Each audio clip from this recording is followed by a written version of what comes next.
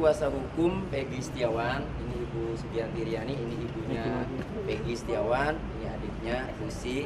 Kedatangan kami kemari ya, menyampaikan surat permohonan pengawasan dalam hal kewenangan KPK adalah pencegahan ya.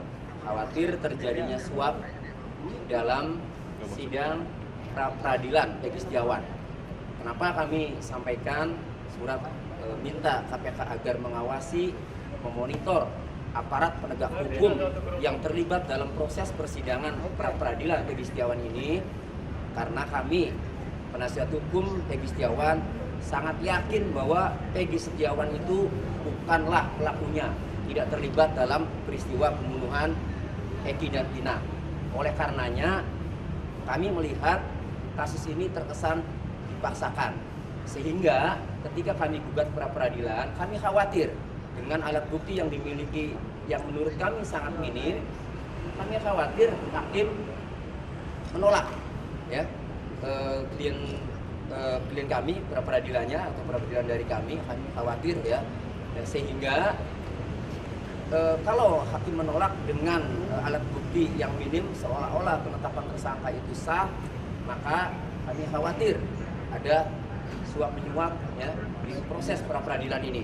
Itu ya, oleh karenanya sebagai pencegahan ya, ini baik untuk semua penegak hukum di sana di Bandung, di Cirebon, Pengadilan Negeri Bandung, agar tidak terjadi ya suap menyuap, dan ini pencegahan termasuk ya. Nah, sudah diterima ininya. Coba lihat bang. Tahan bang. Tahan bang. Ya.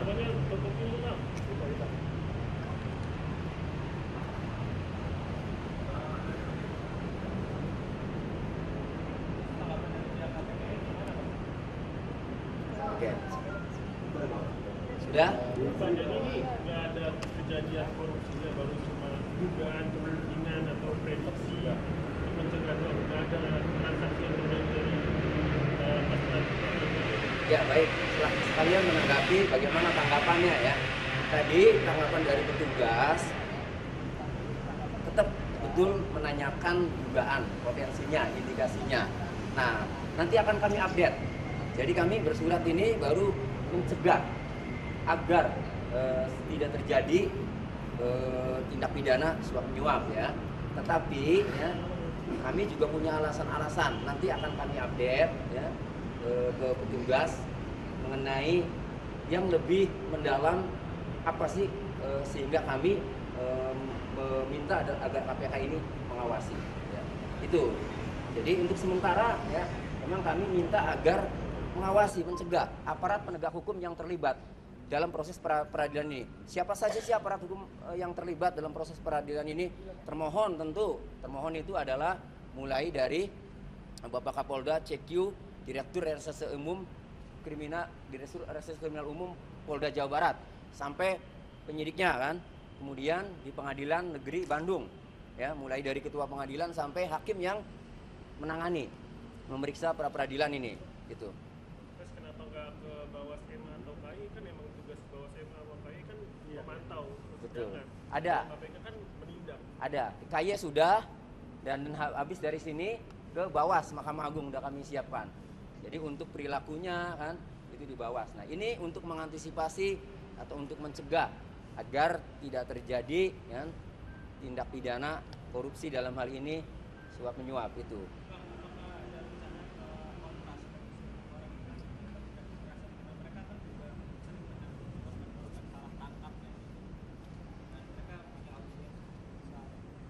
Ya nanti kami pertimbangkan, terima kasih masukannya ya Bu, nanti kami pertimbangkan dengan tim ya, akan pertimbangkan nanti segera kalau memang diperlukan ya, nanti akan segera komunikasi dengan Kontras. Ya. Bang, itu yang belakangnya keluarganya Peggy atau gimana? Iya, ini ibunya Peggy. Ini ibunya Peggy, ini adiknya. Silakan maju Bu. Jadi saya awali dulu gini. Putusan pengadilan negeri Cirebon pada tahun 2016-2017 yang menghukum terdakwa yang 7 seumur hidup, yang 8 tahun ya. Ketika kami baca putusan pengadilannya tidak pernah ya mengejar motif, Tidak pernah mengejar motif.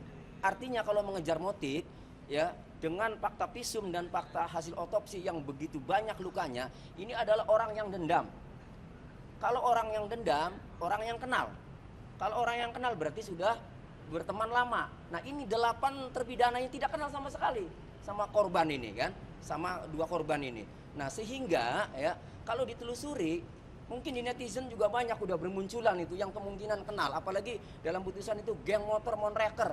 Ya, 8 orang itu tidak ada anggota geng Monreker. Kemudian Peggy Setiawan juga tidak kenal dengan kedua korban, bukan anggota geng Monreker. Justru ada tuh muncul yang di media sosial itu, anak geng Monreker itu, yang anaknya pejabat itu. Jadi kami khawatir kan, ya, kami khawatir pelaku yang sebenarnya itu tidak ditangkap, dilindungi kan. Kemudian ini yang tidak melakukan dihukum. Ya memang udah putusan pengadilan, tapi kan temuan-temuan ini juga harus kami sampaikan agar masyarakat tahu, agar ini menjadi novum. Makanya sudah muncul kan Liga Akbar kesaksiannya yang mengaku dikondisikan atau diarahkan oleh Pak Turdiana, kan mengakukan seperti itu. Nah, kemudian ada beberapa saksi kayak Okta, Pram, Teguh mengaku tidur di rumah Pak RT itu. Sebagian 5 terpidana itu. Jadi tidak melakukan. Nah, jadi kami khawatir asal nangkap saja, kemudian penyidik sebelumnya tahu siapa, ya, tapi tetap dipaksakan. Sehingga kalau ada pemaksaan seperti itu, kan kami khawatir pasti ada, mohon maaf ya, kami menduga kan ada suap nanti kan. Nah, silakan itu sudah selesai. Tapi buat Peggy Setiawan, kami kawal ke berbagai lini, ke berbagai institusi terkait agar mengawasi proses ini. Kami butuh keadilan sebenarnya, karena klien kami, anaknya ibu ini ya, Peggy Setiawan ini tidak melakukan, ada di Bandung. BAP-nya juga ya, saya buka, itu dalam BAP-nya dapat salinan. Semuanya tidak tahu. Jawabannya orang tidak melakukan, bagaimana? Itu silakan kalau mau ke Ibu. Gimana Bu, kan ini banyak nih Bu yang bantuin Mas Peggy, katanya merasa bahwa Mas Peggy itu tidak bersalah. Nah, itu tanggapannya banyak yang bantu. Ya, alhamdulillah saya banyak mengucapkan terima kasih kepada seluruh netizen yang mendukung anak saya. Saya juga sebagai seorang ibu, emang anak saya tidak bersalah. Anak saya tidak melakukan kejahatan apapun. Anak saya hanya hidupnya mencari uang kerja untuk menafkahi adik-adiknya, itu aja.